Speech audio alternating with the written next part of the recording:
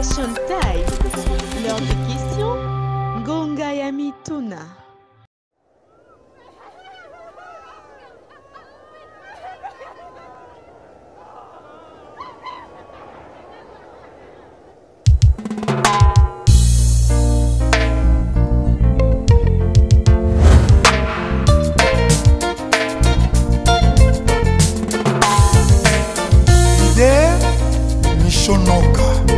Aspect spirituel. Mon peuple souffre. C'est le moment de stopper l'hémorragie de la souffrance du peuple congolais. People of Congo, you have suffered for too long. Stand up and make a difference. It's a time for change. Thank you, Derbinoka. Congo, Congo.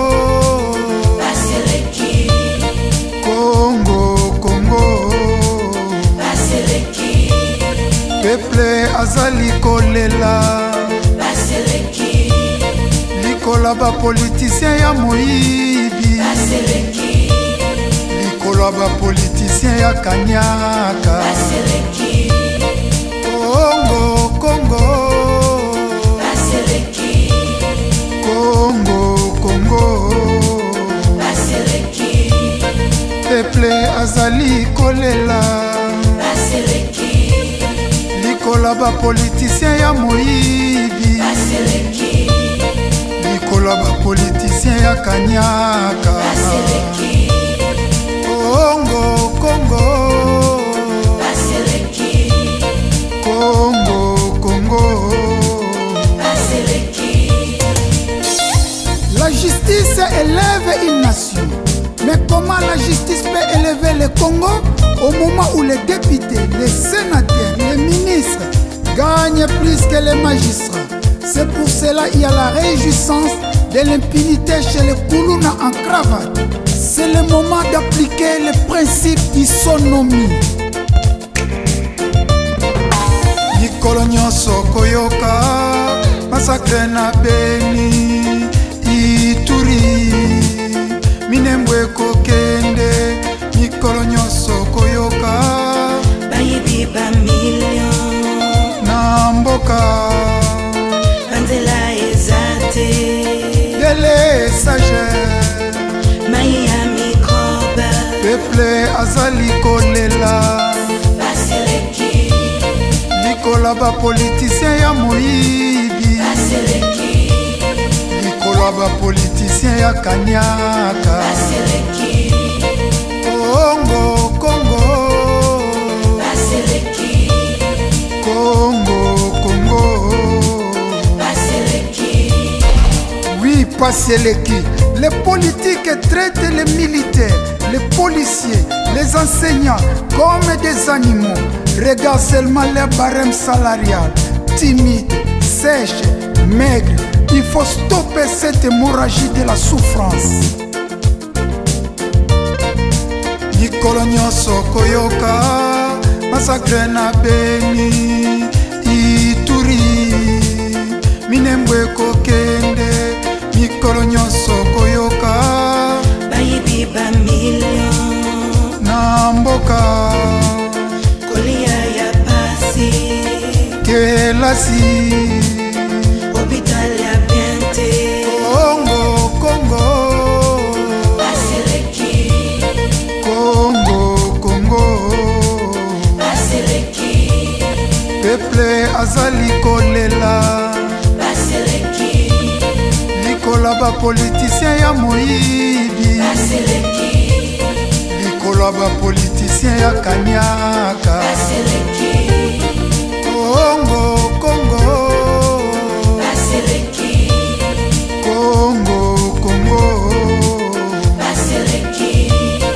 peuple azali kolela baseleki likola ba politicien ya moyibi baseleki likola ba politicien ya kanyaka baseleki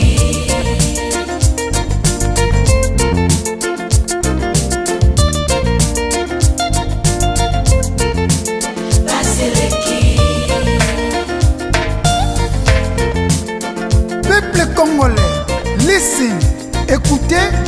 mboka nazobimisa biloko sikoyo. Tout Congolais a le devoir de combattre et de mettre fin aux politiciens toxiques, immoraux, inconscients, sans idéal. Abat le népotisme, le régionalisme, le tribalisme. Le peuple gagne toujours.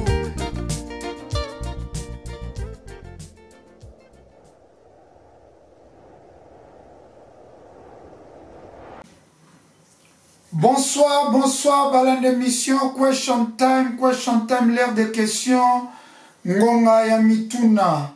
Question time, le peuple souverain, le peuple gagne toujours. Question time à lelo, ezali penza, na makambe bele tokolobela lelo, na question time oyo ya lelo. Tokolobela mingi, na senga ki Moïse Katumbi défi, akita na njili, abeta makoloti Saint-Thérèse, mais na kamwe Moïse Katumbi a répondre ngai, tokolandango awa, boko kandenge Moïse Katumbi a répondre ngai, boko tala pe défi, oyo na senga ki Moïse Katumbi Chapwe yepe a répondre ngai. Tokolobela lelo makambetali Union Sacrée ndenge basala ki sortie officielle na bango. Tokolobela mo awa lelo na question time ya lelo. Tokolobela pe lisusu opposition oyo ya ba Martin Fayulu na ba Moïse Katumbi ndenge bazo préparer marche na bango ya le 13 mai.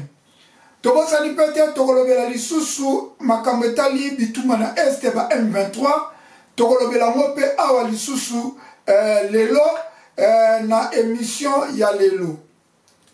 Question time émission na bino obolingaka obobengaka obokomaka oyo eza présenté na ye meilleur mishonoka aspect spirituel bopeto na nzoto pe na molimo autrement dit commandant de bord. Napesi ba mama ya As-TV nyonso tumbote, napesi mama Rose Mbote, mama Saint-Tiche Mbote, mama Mikler Mbote, ba mama nyonso tu ya As-TV, les amis de As-TV oba soutenaka As-TV, napesi bango nyonso tu Mbote, napesi pe mama na biso mama Mondele napesi pe Mbote bisika bozwami. Mama Mikler azali na maison na ye travel bato baza na lingwala soki bokei kaka na lingwala botuni maison ya voyage Mikler travel bokozwa babillet ya kokende Dubai ya kokende Poto partout asalaka nyonso tu émission koya tokolobela ngo penza na mozindo bandeko na ngai obolinga question time, obolinga mission noka aspect spirituel bopeto na nzoto pe na molimo. En tout cas, toyaka awa pamba te, toyaka pona kosunga mboka na biso, toyaka awa pona kofinga moto te, toyaka awa pona kofinga moto te, toyaka awa pona kolobela mboka na biso, po toza na souci ya mboka na biso, mboka oyo Congo ekende liboso, mboka oyo Congo mutu nyonso tu a bénéficié na kita ya Congo. Congo toza na nyonso tous les pays les plus riches du monde, mais peuple les plus pauvres, peuple azako nyokwama, peuple azako souffrir ba desni na ba desni. Yango biso ba otoza na souci ya mboka, yango wana tolobelaka penza makambo ebele po na mboka na biso Congo démocratique. Bandeko na banana nuna émission vidéo na rotela bino Nikoleleki balandaka question time nalobela ki Moïse Katumbi que Moïse Katumbi nazo ndimata azali leader populaire na sena ki défi nalobaki Moïse Katumbi soko alingi approuvé biso que azali leader populaire en Congo démocratique na sena ki Moïse Katumbi akita na aéroport Anjili asala plein tina Saint-Thérèse mais na kamo Moïse Katumbi a répondre nga alobi que ye asi asala plein déjà na Saint-Thérèse na écran géant alobi ke ngala za ko kabola na bakino Moïse Katumbi ngala zo kabola na bakino te naza ko lakso ndenge mboka biso Congo etambolaka pona bandi maoza populaire okiti na Njili okiti na aéroport Njili obeti makolo ti Saint-Thérèse osali meeting plein ezali te na kabola na bakino te na lingi kaka olakisa popularité na yo parce que oza candidat président yo oza candidat président obunda na ba Martin Fayulu na ba Félix Tshisekedi. Alors, il faut la sa popularité non popularité no ezaka na lwala batie na katanga te popularité na yo il faut la sa pe na ville ya Kinshasa olobi oza kinwa olobi lingala toboite olobi otondisa Sainte-Thérèse n'écran géant te écran géant elakisi personne physique te et le moment la sengi yo moko Moïse Katumbi personne physique kita na aéroport Anjili bayamba yo plein à craquer bakena oti na Sainte-Thérèse Anjili plein à craquer au pesi meeting wana ngala kondima oke ozali populaire omi koki pona kobundisa Félix Tshisekedi élection ezaka kate po ozana mbongo nde ozomona ke bambongo na ba milliards na onde okugagner élection te il faut prouver un peu la popularité ok ne pe Équateur osala pe plein na mbandaka tondima yo ok pe na ba Congo plein tondimio ok pe na Bandundu plein tondimio ok pe na Kasai plein tondimio parce que tant ozali mo diriger Congo il faut osala tourner ya RDC mobimba pona biso tondimayo yango na lombango mingi na telmino vidéo on a senga Moïse Katumbi défi toute la vidéo na senga Moïse Katumbi défi et kolanda pena vidéo o Moïse Katumbi a répondaki ngai. Est-ce que Moïse Katumbi est plus populaire que Fachi? Est-ce que Moïse Katumbi est plus populaire que Martin Fayulu? Ngana lobi non. Pourquoi na lobi non? Na Congo mboka o Kinshasa. Congo RDC na biso na capitale. Toyebaka popularité ya batu. Ezaka na de biloko. Batu bana ndako botangela ngano biloko ngo sobo yebi. Soki bali baye ba oza populaire. Baye bakaka na de biloko. Soki tongi oye ba oza populaire na Congo oyo. Il faut tondre sa stade de martyr. Oye osali meeting, oza politicien. Oye osali meeting na stade de martyr otondi si. Ndeba bemba batondi sa. Ndeba ndimi yo oza politicien, oza na succès na mboka oyo peuple ndimi yo. Soki atotondi si stade de martyr te. Po bandima il faut tondi sa boulevard triomphal. Po bandima yo politicien na mboko. To otondi sa Sainte-Thérèse ya Njili. Eza biloko wana kaka. Mususu po bandima yo il faut kita na aéroport Anjili. Bayambi yo penya nzele kangano bando tambola makolo. Babandi kozwa yo pape Etienne Tshisekedi asalango plein aéroport Anjili ti Kinshasa. Félix Tshisekedi asalango na époque na ye wana tanga za opposant plein aéroport Anjili ti Kinshasa. Est-ce que Moïse Katumbi asa kita na Anjili to yambaye plein ti makolo ti place au pesa meeting nanu Moïse Katumbi to confirmer te donc il bato ça loi pour ba bloquer Moïse Katumbi. Moïse Katumbi a na popularité te na sengi Moïse Katumbi défi Moïse Katumbi na sengi o défi pour ngala ndima oza populaire kita na Njili aéroport Anjili yaka na aéroport Anjili to yambayo ndenge to yambaka ba continuer sona ba musicien oye na Sainte-Thérèse opesi meeting nde nakolobaki a confirmer Akin na sali meeting na écran géant plus de 300 000 personnes kunana na Sainte-Thérèse oyo bapesi ngai ekoti na motema amour ya bakinwa na ngai mokota mosusu akosepare bi ngai na bakinwa nazoloba na lingala lelo pourquoi parce naza kinwa. Merci mingi na si bolandi Moïse Katumbi défi ezali ka ko continuer ko sala écran géant na Njili elobi eloko moko te défi ezali ko continuer Moïse Katumbi naza ko zela o sala preuve o kita na aéroport Njili bayamba na bana changu teru zone rouge bayamba yo bamema na chipo iti na Sainte-Thérèse opesa meeting tokoti na mama likambo na biso sikoyo Union Sacrée esalaki meeting na bango. Union Sacrée esalaki sortie officielle na bango kuna na stade de martyr. Ezalaki opesi mwa aboyi en tout cas plein à craquer. En tout cas batondi sa stade de martyr c'est normal batondi sa stade de martyr parce que Union Sacrée esangisi ba poilu oyo baza na union sacrée moto lokola Jean-Pierre Bemba aza na parti politique ya makasi na mboka wana ekoki kozala deuxième parti politique ya makasi après IDPS. IDPS ye moko aza na première parti ya makasi kuna na mboka Congo. Tozwi lisusu UNC ya Vital Kamerhe ye batikali nsima te malgré ma problème na ye ya 100 jours ye batikali nsima te Vital Kamerhe. Ozwi Bahati Lukwebo, ozwi Mboso, ozwi Jantini Ngobila na basusu. En plus bobosana te selon Daniel Safou alobi mbongo ebimaki na trésor public 15 millions de dollars pour la mobilisation ya récite ya meeting wana.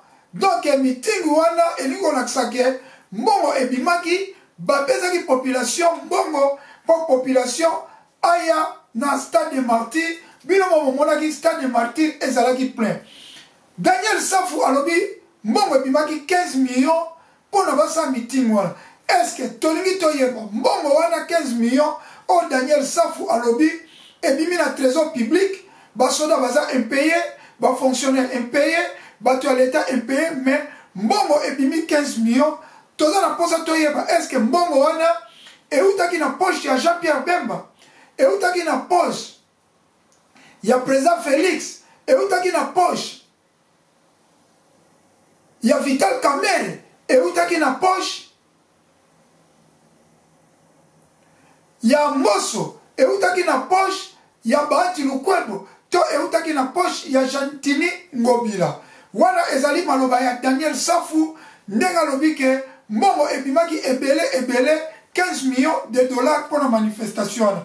Biso toza kuna te biso toza kotala sikoyo mobilisation oyo bango basali ezala babimisaki mbongo ezala bafutaki batu mbongo basali plein na bango akrake na stade. Tolanda ba extrait oyo elekaki na stade kuna na stade de martyr tolanda pe discours ya Jean-Pierre Bemba Gombo oyo azali ministre ya défense.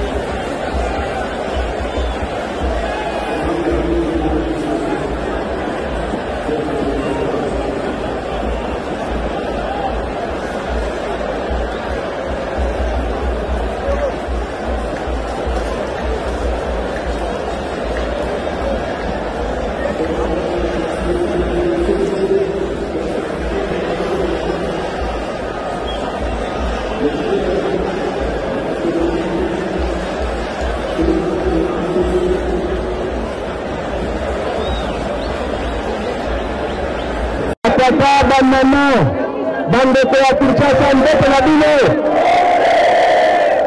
Nazele kabile te, mbete na bino. Mbete lisusu. Yele ezali esengele nene. Lokola tokutani awa. Na cadre ya Union Sacrée de la Nation. La base président Mboso, Premier ministre, président Kabila, président Yassenia Bahati, bayebisi bino ntina ya Union Sacrée. Union Sacrée esalami mpona baparti nyonso ya Congo oyo toza na vision moko ya développement ya Congo. Tozala esika moko, tozala uni. Mboka na biso eza na kati na kote monene koko mboka na biso kosanga na biso unité na biso ekotinda message mosika koloba ko Congo ekotikala moko emitu moko po akodivize Congo ebonani ngani.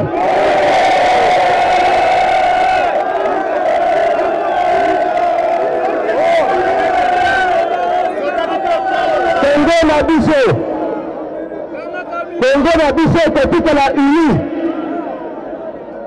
unité ya Congo souveraineté ya Congo intégrité territoriale ya Congo ezali non négociable moto moko kozongola biso biloko misato wana te nalobi soki tosangani te soki tozali bomoko te be monguna oyo akozala facilité mpona kokotela biso lelo naza koyebisa bino tozali na mutu moko oyo nayebi ye makanisi na ye ezali banda Congo tina butu likolo ya Congo makanisi na ye banda Congo tina butu ezali mpona bolani ya bapopulation ya Congo yango nalobi tokozala nsima na ye tokabwana te tozala bomoko totinda liboso elongi na biso wanda ye kotingola biso libanda tozala bomoko nde apres tokotala baproblème na biso kati na biso mais pour le moment tozala bomoko belani ngai namoni moi ezali makasi na mikolo oyo tozali koya na maponami ezali koya tozala bavérité mingi ya koloba po bokoyeba esika banguna ya Congo esika bazali eza nano oyo ya koloba te me naza koyebisa bino naza na mingi ya koloba me nabombi yango te batango ya maponami boyoki botika malamu ezali abakela bino.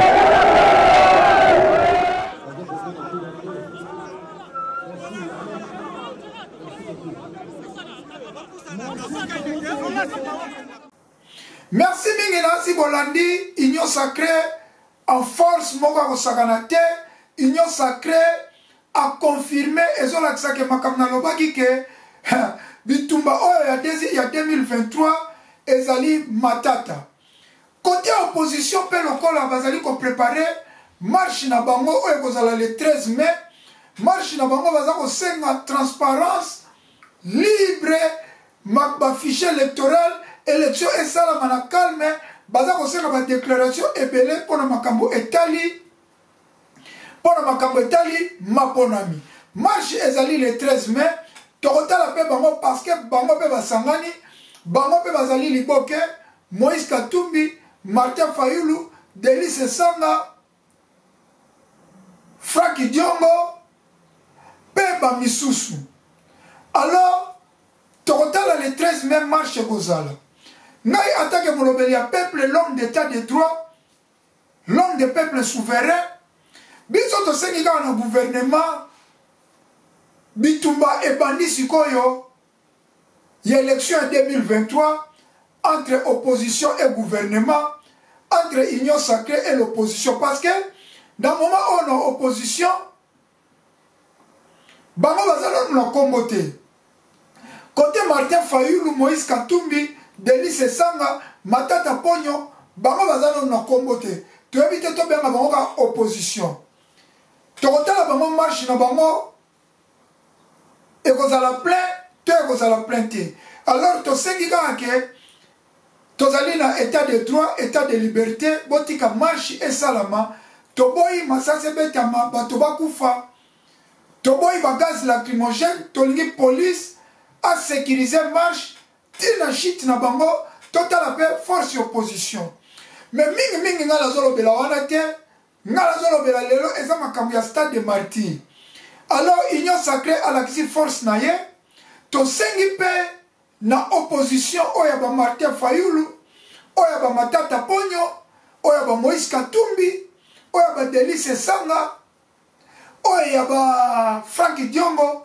bango pe basala épreuve jour ya sorti na bango ya mouvement na bango batondisa pe stade de martyr potondima pe bango parce que na moment oyo match eza mabe match eza mabe ndenge nalobaka ke match eza mabe match oyo ekomi lokola match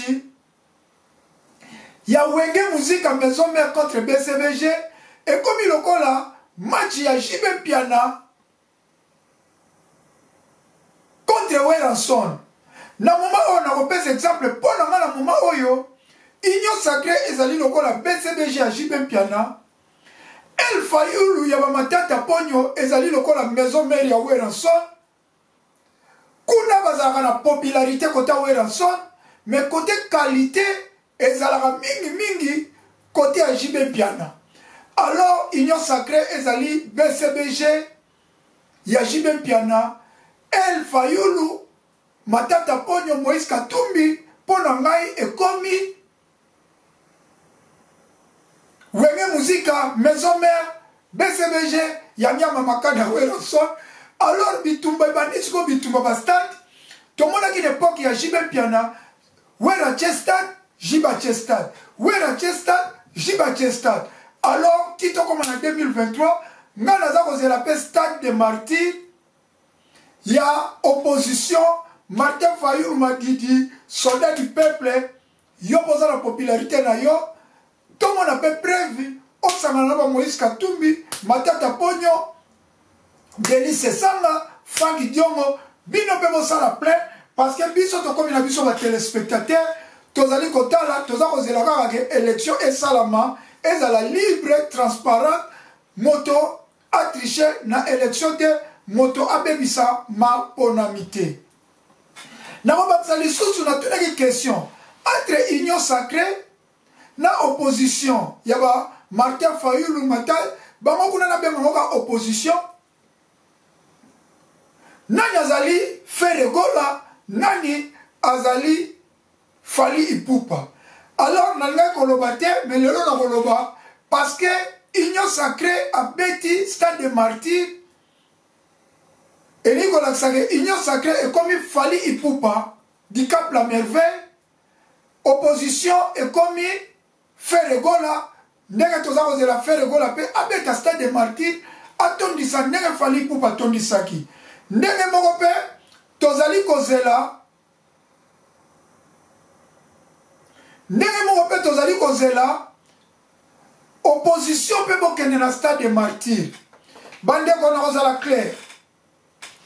Bitumba eza déclenché entre union sacrée et l'opposition de Martin Fayulu, Moïse Katumbi, Matata Ponyo, Denis Sesanga, Franck Diongo. Bitumba eza déjà déclenché et comme Bitumba ya kolakisa popularité. Nenge JB Mpiana na wera balakisa popularité, nenge Fali Ipupa na Feregola baza obunda. Yango na lobi na moment oyo union sacrée ezali BCBG ya JB Mpiana, ya JB Mpiana, union sacrée ezali Fali Ipupa. Opposition ya Martin Fayulu,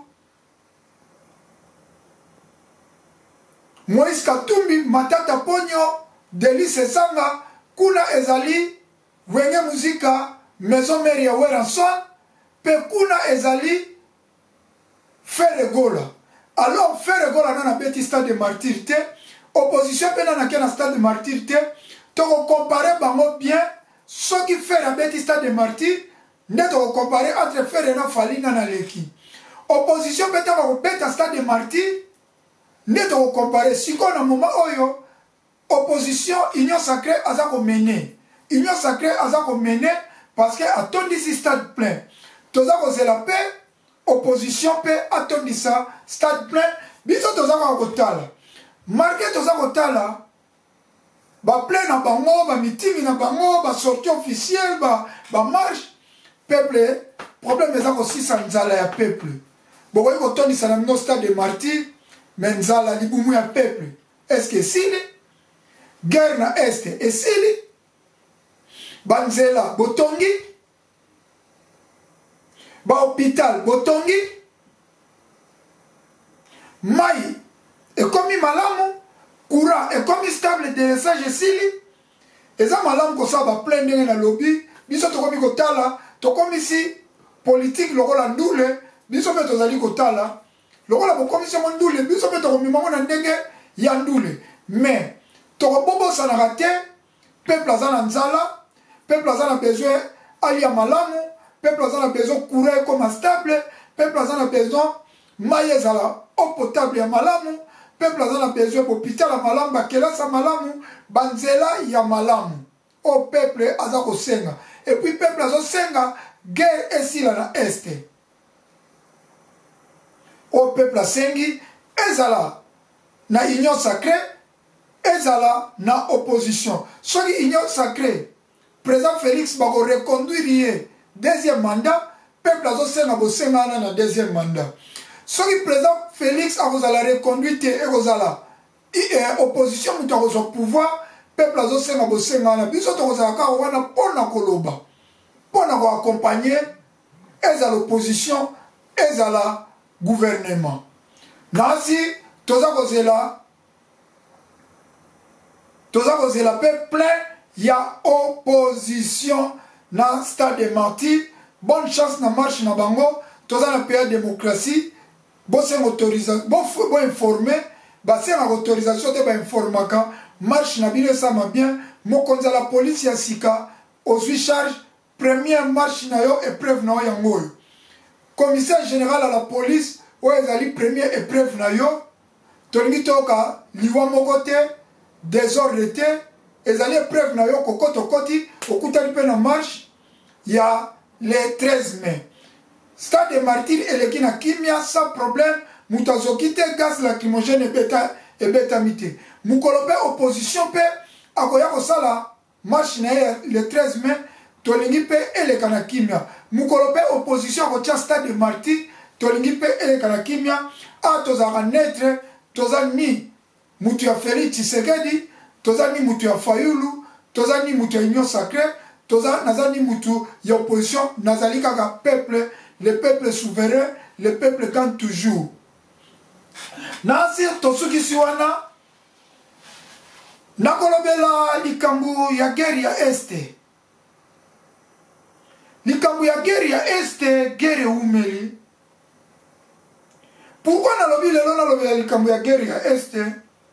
Parce que na tombé na vidéo ya Général Baouma kaka ndenge biso tosuluka ba information ba paparazzi à la recherche des informations, des investigations. Bandeko, kaka ndenge tolukaka information, kaka ndenge tolukaka na tombé na vidéo ya Général Baouma. Général Baouma, ancien général commandant, kuna na Est de la République, atikeli biso testament moko munene. Yango na kotia vidéo ya Général Baouma, na mekape ko commenter si vidéo ya Général Baouma pona makambu etali guerre na este. Avant na banda makambo etali guerre na este, na kokene mingi na lombango pona koyebisa bino ke général oyo azalaki commandant des opérations ya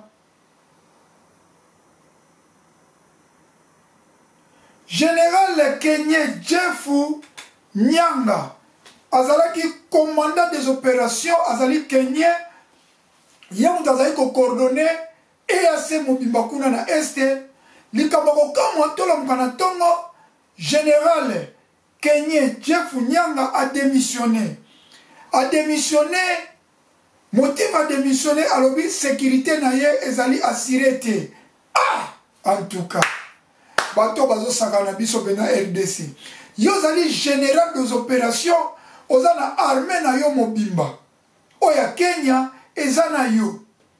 Ozana ba armée lokola Burundi.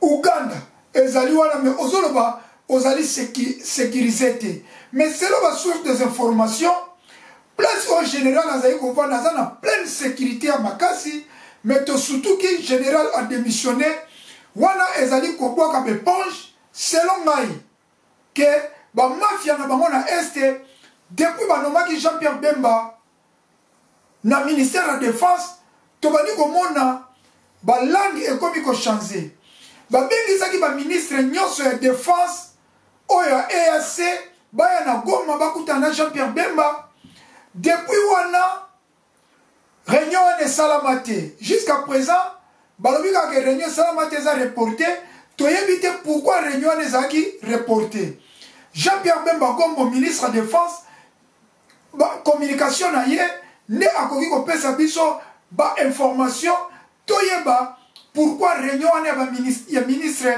de défense ya EAC nyonso ya Kenya ya Uganda, ya Burundi, ya Congo, il fallait salama kuna na Goma et salamate. Pourquoi Jean-Pierre Bemba, service à communication, est mieux placé à côté de biso. Biso te bika que Jean-Pierre Bemba, c'est qui réunion wana et salama, mais réunion et salamate, jusqu'à présent, motif, dans une information, logo la atopé ça information, il y a le kuta, moyen d'appel information, il y a le kuta, ezalite, na lobika que réunion et salamate, motif na yebite. Moukolo na motif, nde Bokozala informé. Général Wana a démissionné, mais Azali remplacé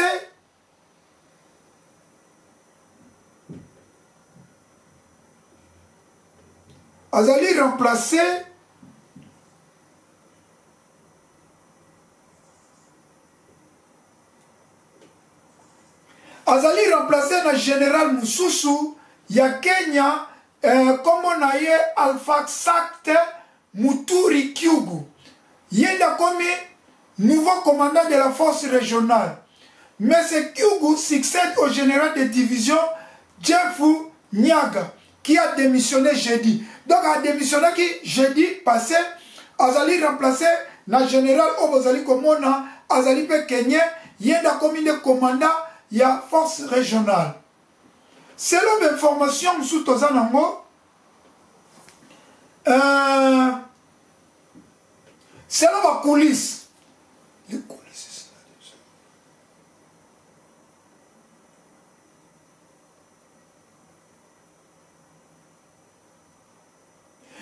selon l'information sous Tozali Nango, depuis nomination à Jean-Pierre Bemba, kuna na este mwa mbutu kobanga et comme il lobisa même Bakagami. Selon l'information autosuivie on a coulisse, général la lobby a démissionné pour la insécurité naie, a la sécurité mais nous avons la force à Kenya mobimba na sima naie, comment ils ont la force armée naie mobimba, on a la insécurité. Mais selon la fuite d'informations, donc le général a démissionné, Kinshasa de Sengi a démissionné. Kinshasa et Sengi a démissionné, donc le gouvernement de Kinshasa, le ministère de la Défense, selon la coulisse, la fuite d'informations, a Sengi général a démissionné parce que général Wana, peuple a l'ingénieur. Peuple a lobby général Wana a complicité dans la M23. Il y a qui a aidé Bisso, mais à comment on a eu complicité dans la M23. Donc, il a envoyé à continuer à copier minéré, à continuer à collaborer avec M23, il va minéré pour s'enrichir. Peuple Alinga qui était peuple à dénoncer, voire même président Félix Tshisekedi Tshilombo, à l'obéla yé na réunion kuna, na mboka bakendaka soki na Éthiopie. Tout la nana vidéo ya président Félix, nengazo gangela général kenyan kuna na Éthiopie. Le chef de l'État congolais a par ailleurs interpellé les commandants de la force régionale quant au comportement de ses troupes sur le terrain des opérations. C'est très dommage que la population s'entraîne. Vous êtes venus pour nous aider, vous n'êtes pas venus pour avoir des problèmes. Donc soyez vraiment attentifs à ça. Soyez attentifs à ça. Posez, répondez aux questions que la population, communiquez avec la population. Nancy Bolandi, président Félix, n'est la général Kenya kuna en Éthiopie, a dit que Bino Boyaki pour nous aider peuple congolais. Bino Boyaki pour nous aider Bisso. Mais Bino Bozo Samsana Bino bientôt, peuple a réclamé pour nous Bino, Bozo collaborer Naba Rwandais, Naba M23. Alors, général Atika Kokosa, balongo pression ya Kinshasa parce que a collaboré dans la M23 et ça les camps sécurité té on peut pas remplacer yé to sengi na yé aya ne pour nous défendre mboka ba yé pour nous défendre mboka ba yé té pour nous s'enrichir pour nous coopérer dans la M23 yamana to za senga na Jean-Pierre Bemba Ngombo depuis président Félix Anomakio mis sur le peuple les autres là yo. Peuple a cirque au Goïko si sa guerre. Malgré l'attribution nyonso et peut s'améliorer, l'attribution faisant un chef de l'État, mais le corps comme il peut mener un chef de l'État, on a mieux placé qu'on peut s'appeler chef de l'État par conseil ndengeni tokoki aussi sa guerre ya Est. Jean-Pierre Bemba Gombo a salaki réunion munene ya sécurité oyo asangisaki ba généraux nyonso. Mais jusqu'à présent fuite d'information ya makambo elekaki kuna biso toyebi te. C'est que Jean-Pierre Bemba a préparé déjà makambo ya malamu pour la sa guerre na Est. Tout la réunion ya sécurité ya Jean-Pierre Bemba Gombo oyo asangisaki ba généraux nyonso.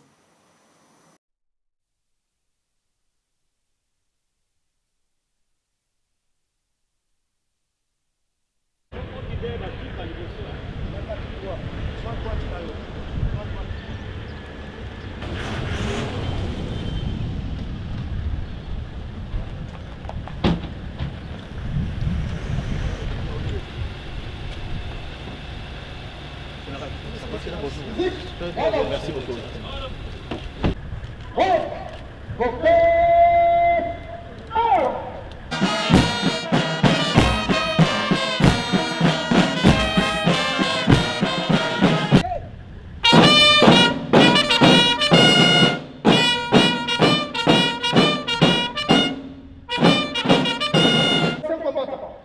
Le détachement d'honneur de telle force est rangé après votre visite de travail à l'état-major général des forces armées.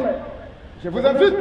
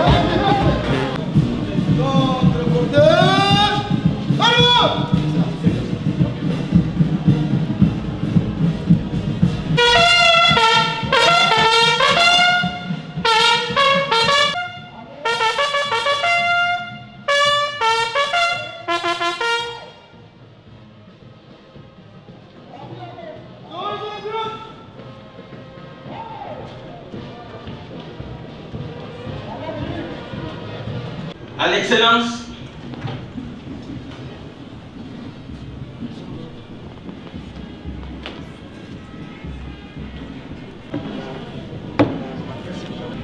merci.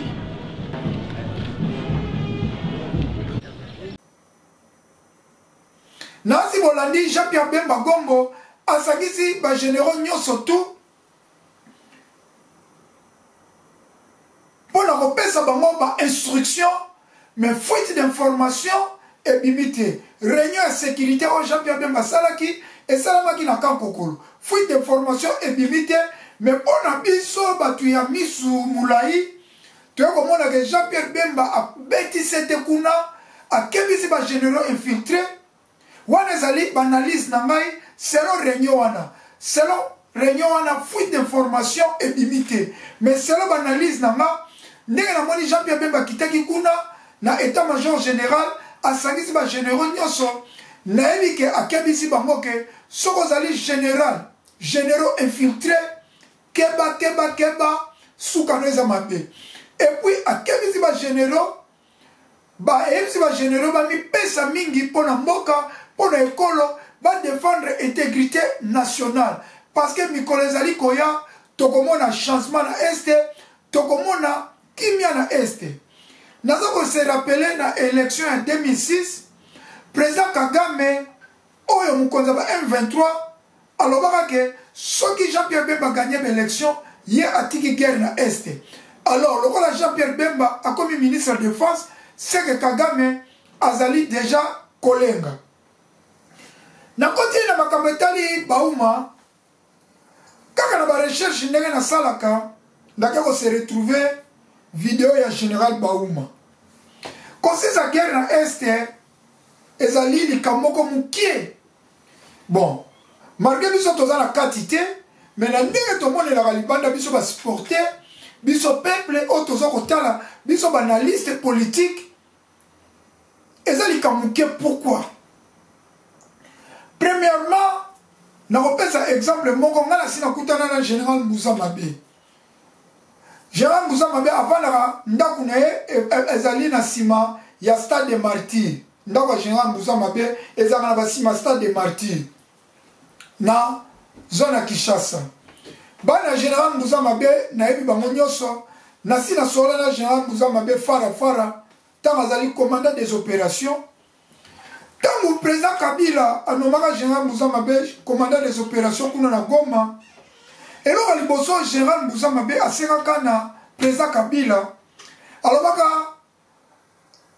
nandimi kokende kuna mais kokende na kuna il faut na même ba soda o nga moko na poni pour la sécurité na ngai na liboso. Président Kabila a permis takaye Mbusa Mabe a memaka 80 commandos. Oh, yemoko a recrutaki na Kinshasa to na bamboka nyonso tu o ya yebi parce que Mbusa Mabe azalaki instructeur o ya forma ba commando akendaka na 80 commando kuna na Goma ba 80 commando Mbusa Mabe amemaka na ba commanda ba lieutenant ba major amemaka o yemoko mutaponaka oyo yemoko yebi bango parce que na 80 wana alingaki de infiltrer Rwanda za la carte. Yamwana bomonaki Mbusa Mabe a réussi guerre contre Rwanda. Voire même à Kotakati na ba frontière na bango. Nde yaka ko sala ke ba eko longola Mbusa Mabe peuple alela comment mutazo gagner guerre Joseph Kabila longolie atini Mbusa Mabe na kitona place bakendeki ko poisonner Mbusa Mabe akufa. Nekozwa Mamadou Ndala ndenge moko azalaki na muru ya mboka. Mamadou Ndala azalaki na muru ya mboka bino nyonso boyebi Mamadou Ndala sisaki ke. Mais ekomaki na période moko Kinshasa esengi Mamadou Ndala longa na Goma, voire même peuple a marchaka ke Mamadou Ndala longwa te. Ne batikaka Mamadou Ndala nde baye koboma Mamadou Ndala. Parce que Mamadou Ndala azalaki na maïla Mbusa Mabe te que entourage na nyonso atia ba congolais ndenge ba bomai na Miskal que son âme repose en paix. Tozi sou Baouma, général Baouma. Général Baouma na kuta na vidéo mokazo ba ke pona ko sisa guerre ya M23 eza facile. Atangi ba colonel ba major o bazalaki na opération na Est. Alors bi guerre sili pona nini? Parce que tozaki na ba major na ba colonel ya bien, voire même atangi pe Mamadou Ndala na kati. Ba oyo colonel général Baouma atangaki ezali ba congolais. Donc général Baouma atanga azali ko diriger opération kuna, azalaki entouré kaka na ba congolais. Donc Rwanda azalaki te. Yamwana moni guerre ya M23 esilaki. Yamwana général Baouma akendaka meeting moko na Uganda. Kokena ke meeting wana na Uganda sali malaise ba memi en Afrique du Sud akufi Général Baouma azalaka empoisonné na Uganda ba bomele na Uganda akendaka mission na Uganda ndenge za musala soda eza service à commandement soki batindi okay ezalaka plan déjà pour na empoisonner Général Baouma tama koma na Uganda a participer na réunion a sali malaise ba memi en Afrique du Sud Général Baouma Koufa. Mais, nous avons se retrouvé dans la vidéo de Général Baouma. Tolanda, Général Baouma n'a pas commis ça, soldat congolais sans rwandais. On va voir aussi ça, guerre Namboka. Le travail de chaque commandant sur le terrain. Vous aviez vu le colonel Mamadou qui est à ma gauche et l'autre. Olobaki, Olutaki Kolobawa, Otulaki Mutuna Moko Lobi, que Moussala. Il y a des commandants na terrain ezalaki nini. Opesi kaka exemple ba commandant mibale. Mais onyo sozo mona bango bazali awa. Nde ba commandant oyo tosalaki na bango musala. Soki moto na moto atelemi awa pote a se présenter okomona tezalaki likambo moko ya munene. Parce que tozali na commandant lokola. Colonel Ali azali wana azalaki coordonnateur ya ba opération. Tozali na commandant mosusu azali wana loba mikombe de azalaki kobeta o bakiri bozo kokana minene ndenge ezo kobeta ezo kokoya kuna azalaki wana tozali na todi na biso ya région azali wana na bakomanda mosusu bazali wana nakoki kotanga bango mosusu te bakomanda Mamadou azalaki komanda ya brigade na biso ya baunité ya réaction rapide azalaki chargé na axe principal oyo ezalaki awa pe na protection ya nini ya ville ya nini ya Goma lokola nani général Ilunga Kafeta azali pembeni na ngai awa yende commandant ya ba taxe force nyonso ya République démocratique du Congo oyo ezali ba unité d'élite ya garde républicaine oyo ba arme minene oyo ba char oyo ba nini nyonso oyo bozali koyoka wana ezalaki ya minene ya makasi oyo toki kotanga kombo te moto azali commandant na yango nde nani général Ilunga ndenge ozalaki ozomona ye wana azalaki kocoordonner ba nini nyonso ba unité nyonso ya taxe force oyo ezalaki na nord oyo ezalaki na sud na oyo ezalaki na centre voilà ndenge ozali komona wana ezali seulement ye moko te ezali na bakomanda nyonso oyo bazalaki kosala mosala mpona kosala nini mpo te M23 tobengana yango awa bisika nyonso nasi bino mo bolandi conclusion mpo keresila na mboka ezali likambo ya président Félix il faut baidentifier bagénéraux nyonso généraux bakotinda na este azala ta na makila moko te ya barwandais to ya baburundais to ya baugandais il faut batinda mpenza bavrai kinois soki général président Félix alingi keresila na este akoki konome général ya moswahili na STT. Il faut nommer général azala penza mungala. Azu penza général moko ya mbuza, to colonel moko ya mbuza, to major moko ya mbuza. Donc azu kaka ba soda équatorien, ba haut gradé équatorien atindi bango kuna na ba commandant des opérations na Est. Chiwewe akoki kotika la chef d'état-major mais nous allons parler de la commandant des opérations. Après qu'on soit Moulouba, et ça m'a bêté, le général Chikwaza Moulouba, après qu'on soit commandant des opérations. Mais, pour nous battre commandant des opérations Moussoaïl, en tout cas, il faut Moussoaïl, Wana Baye bien. Alors, Moussoaïl, il faut service à renseignement et service à des militaires.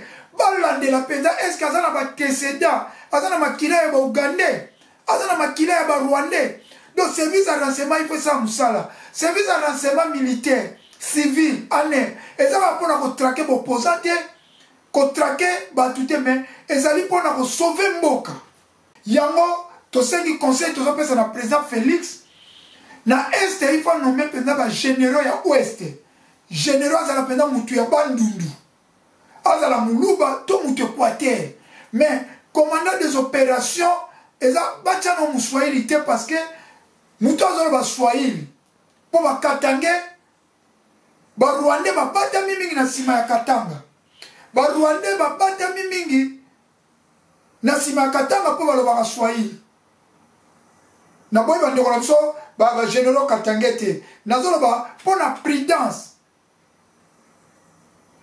ba généraux Katangé bango travailler na bango na Kinshasa comme ba commandant ba deuxième région militaire, première région militaire. Nous allons parler na commandant des opérations ba to bazo diriger guerre na est. Na est, il faut ba tcha équatorien to bikolo mususu ba kasaye to ba tabandu mingi équatorien po équatorien ba yebi swahili te ba lo ba bango kaka tamsu kimbuza, kingwaka, kingombe, kimongo et vous allez bien. Vous avez conseil bolani pe vidéo ya général Baouma.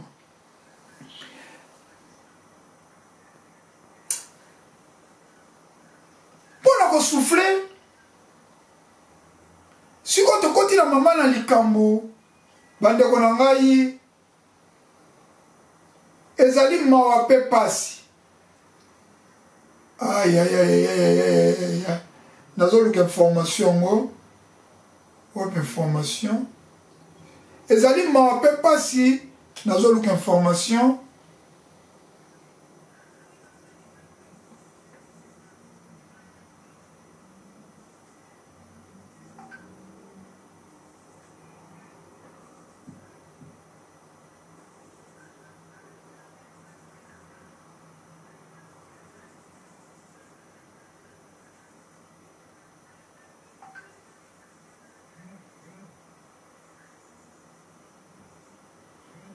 bandeko na nga ba congolais na koti na information na biso mpona kosukisa eza likambo ya IGF, inspection générale de finances, epai ya monsieur Alingeti, Gilles Alingeti.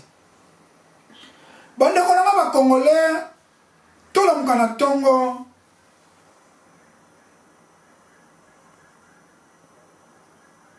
tozwi communiqué ya IGF. Naza koloba message ona mawa na mai na misu na leli. Peuple congolais zo souffrir eza bandeko na biso mo ba congolais nde na baike.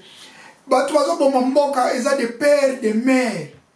Ezali baru Rwanda bazo bundisa biso na guerre. Rwanda bazo bundisa biso na guerre, bazo bundisa biso ba iba ba minere na biso. Mais bato baza ko détruire mboka. Ezali congolais de père et de mère. Bandeko na biso mo ba congolais. Soki yozo souffrir yozo tala question time na moment oyo. Yozo tala mission noka aspect spirituel ko peto na nzoto. Netando ikela moment oyo. Ndeko soki lelo yozo tala nga oliete na sani na yo. Olali nzala lelo ezali ndeko na o congolais mutazo faire souffrir yo. Soki lelo yo kufeli mwana yozo tala ngai hôpital malamu ezate ezali ndeko na o congolais. Soki lelo nzela malamu ezali te ezali ndeko na o congolais. Soki lelo musala malamu ezali te ezali ndeko na o congolais. Ezali rwandais te, ezali burundais te, ezali tanzanien te. Pourquoi na lobaki na bino loi de père de mère ezali faux loi? Bato babomi mboko eza ba congolais bandeko na biso ba congolais. Bato basaki na Joseph Kabila eza ba congolais. Ba Mende, ba Bocha, ba Bahati Lukwebo, ba Kimbuta, Bruno Chibala, ba Dibanga, Muzitu, Kizenga, Chalokoto, Shokitundu, ba Willy Bakonga, ba ministre wana nyonso ezalaki ba congolais. Yango na ba batu ba détruire mboka eza de père et de mère. Rwanda toboyi tazo bundisa biso guerre iba ba minere. Yaza na COP na este, yako iba ba minere kozwa mboka ya este koluka balkanisation ndenge na yema na nzembo. Mais batu ba détruire mboka ezali ba congolais. Bola ndaki mission na ngai parce que ana loba la vérité. Be mission mususu ya politique eza be mission ya COP. Au moins na ba journaliste mususu bazana pona kokumisa ka Fayulu. Baza contre Félix. Au moment où les journalistes musu bazali wana bazaka kokumisa Félix, baza contre Fayulu. Mais awa nazaka pona Félix te, na pona Fayulu te parce que Fayulu na président Félix baza na mbonga ko somba ngate. Na ba mukolo président Félix ko somba ngai, to Martin Fayulu sombi nga, peuple nzale siri na Congo, maya bien, courant ya bien, banzela ya bien. Naza riche te me na muke na nga na zwaka ekoka na ngai. Na muke na nga na zwaka ekoka na ngai. Na muke na nga na zwaka naza na chaîne ya télévision As TV. Eza chaîne na nga. Nazali DG As TV. Chaîne ya télévision As TV eleki ba chaîne nyonso tu na Congo na ba équipement. Studio nazo travailler awa so na laksimi no équipement. Nazo sala ba équipement ya cher. Na studio na nga awa. Donc nana ma riche bato so a vérité nga so ezaki pona mbongo mais lelo naza même ministre ya Kabila so ezaki pona mbongo mais naza gouverneur ya Kabila eza nazo kosa te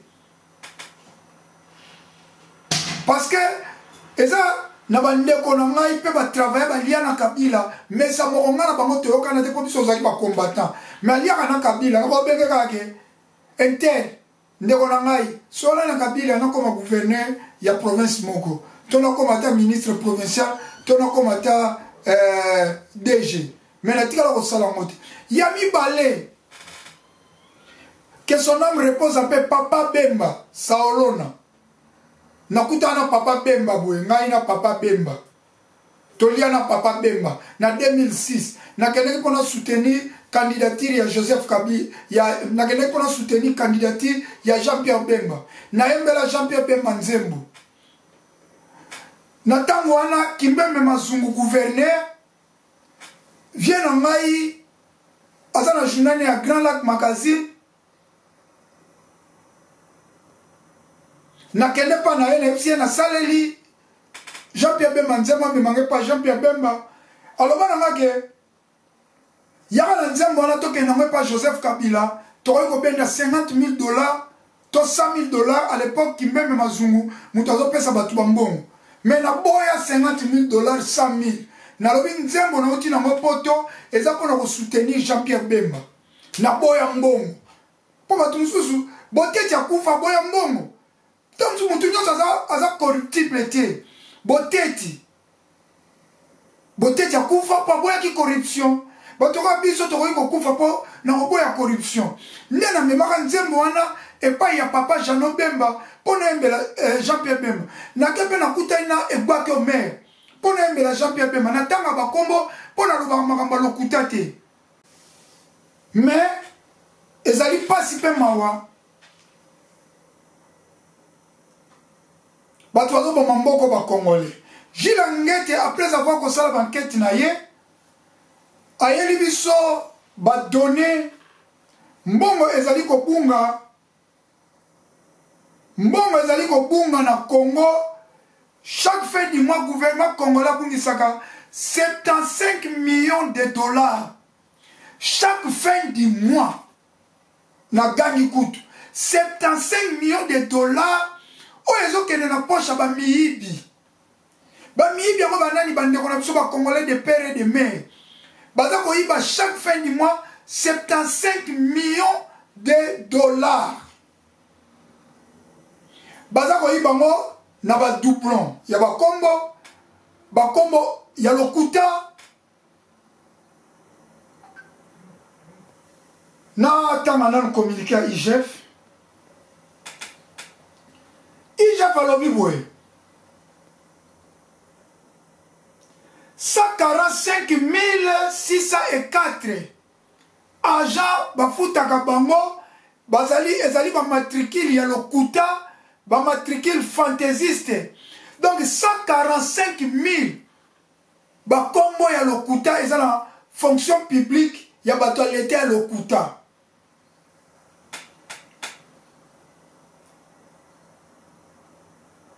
$53 000 agents ya leta ye moko aza na 4 kombo 5 kombo oyo atushaka mbongo nasi bozo comprendre baza 53 000 agents oyo baza na 3 kombo 4 kombo batushaka mbongo 43 725 agents leta afutaka bango kombo ezali te mais mbongo ebimaka kaka donc 43 000 agents mbongo ebimaka na liste kutu ya leta baza te mais mbongo ebimi kaka 961 agents ya leta donc bato asala na leta neti nga mishonoka nasalaka neti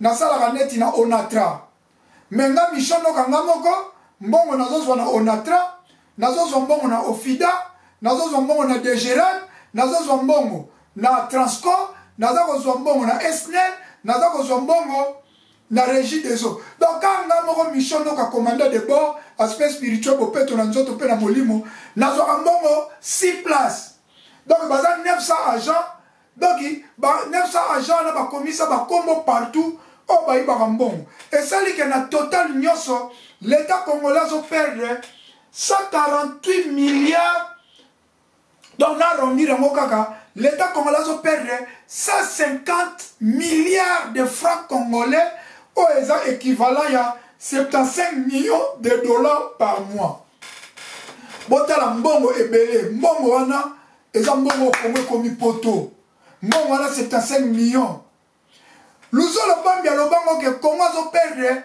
14 milliards chaque année ya moyibi alors bandeko congolais oyo bozolanda nga botika kobetela bato maboko soko omoni baimmeuble ezotongama omoni oyo général tel azotonga immeuble ministre tel azotonga immeuble DG tel azotonga immeuble chef de service moko ba immeuble nyonso bomonaka na quartier baza kotonga ezali mbongo ya moyibi. Yozo komisa papa azotonga immeuble ya 10 étages ya 10 niveaux ezali mbongo ya moyibi. Aza koyiba mbongo ya peuple congolais. Bakomo effectif moyibi. Soki yesu azongi lelo bajan nyonso ya leta baokende lifelo. Bajan ya leta baza moyibi. Bango mutu badétruire mboka oyo de père et de mère. Botala mbongo oyo IGF alingete abimisi pona bango. 150 milliards au baza koyiba chaque mois, année na mois. Donc 75 millions. Donc na Congo, mutu nyonso sara na l'état za moyibi. Yango moninga mishonoka ata balobi za na gratte-ciel. Immeuble no tonga gratte-ciel na kobanga ote pesa mbongo moyibi.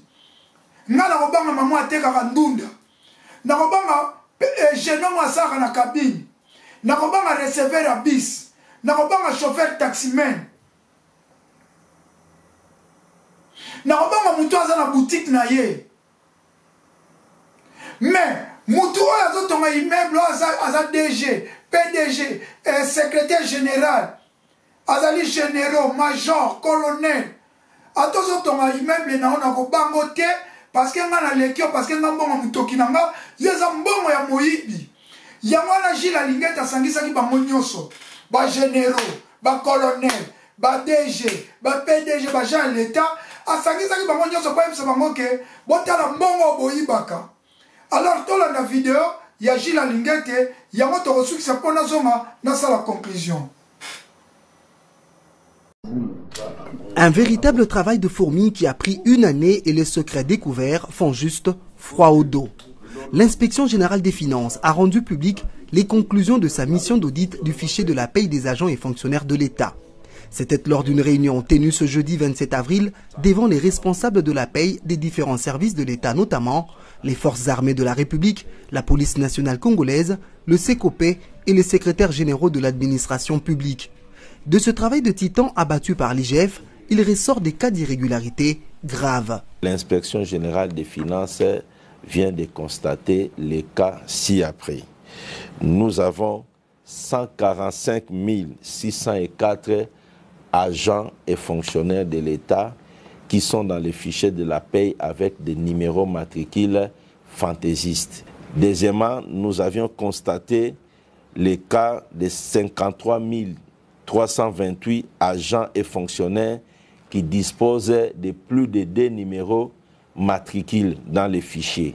Nous avions également constaté les cas de 93 356 agents et fonctionnaires de l'État qui partagent les mêmes numéros matricules avec d'autres agents de l'État. Nous avons également constaté les cas de 931 agents et cadres, particulièrement du ministère du Budget, qui étaient payés sur plus d'une liste. C'est-à-dire ce sont des gens qui se sont arrangés pour se faire payer sur plusieurs ministères au même moment. Et enfin, nous avions découvert 43 725 agents de l'État qui sont payés sur la liste des CECOP et des forces armées de la République démocratique du Congo sans que ces agents aient été déclarés ou reconnus par leur service d'origine. C'est donc une nouvelle boîte à Pandore que vient d'ouvrir l'inspecteur général chef de service Jules Alingete. Suite à ces fraudes massives, le Trésor public accuse tous les mois un manque à gagner d'environ plus de 148 milliards de francs congolais. Pour l'IGF, ces cas d'irrégularité seront désactivés en toute urgence et les fraudeurs mis à la disposition de la justice. Nasi bolandi vidéo ya Gilles Alingete ndenga sangisaki bango ndenga yebisi bango eloko tokosenga mpona koconclure kobimisa dossier ezalango malamu. Bravo Gilles Alingete, merci. Obimisi bamiyibi. Mais ti oza nango oza na kombo ya bato bazwaka mbongo. Tolingi tomona bato wana nyonso bakangama. Bato baza na makala ba innocent.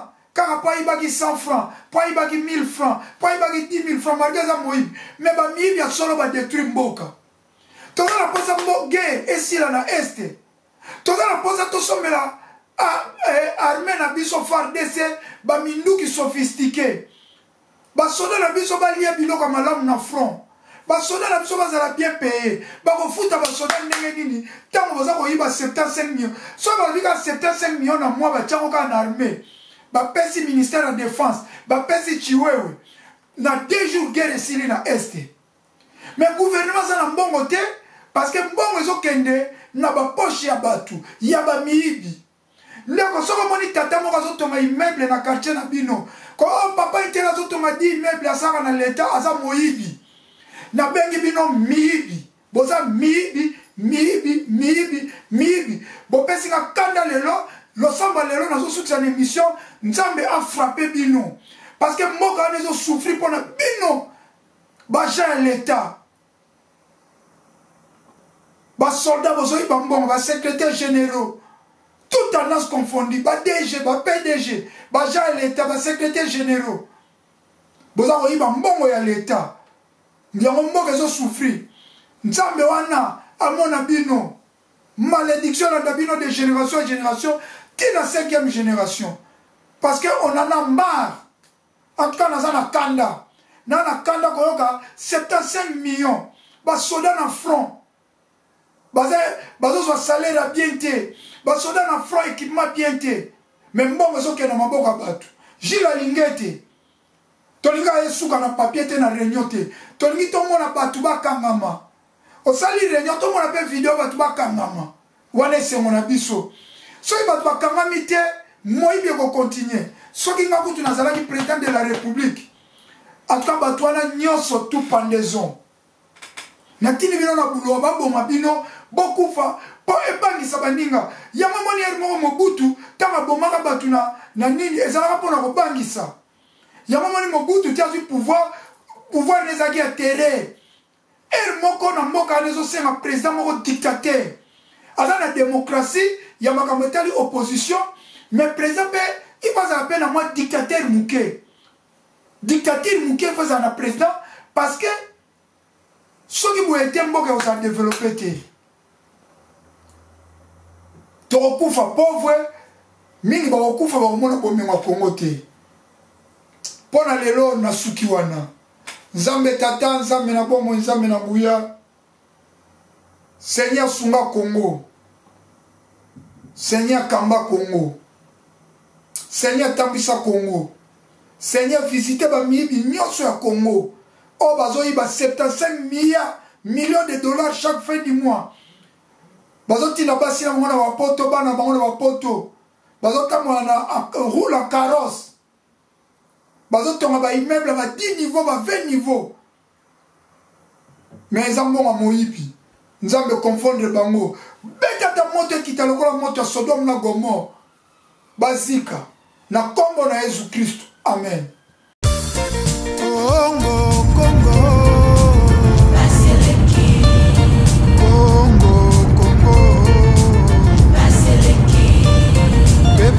Azali kolela likola bapolitisien ya moyibi likola bapolitisien ya kanyaka Congo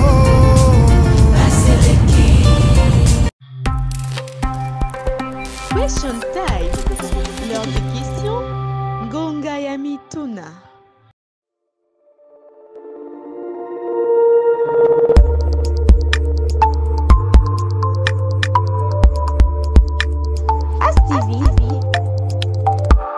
La chaîne incontournable.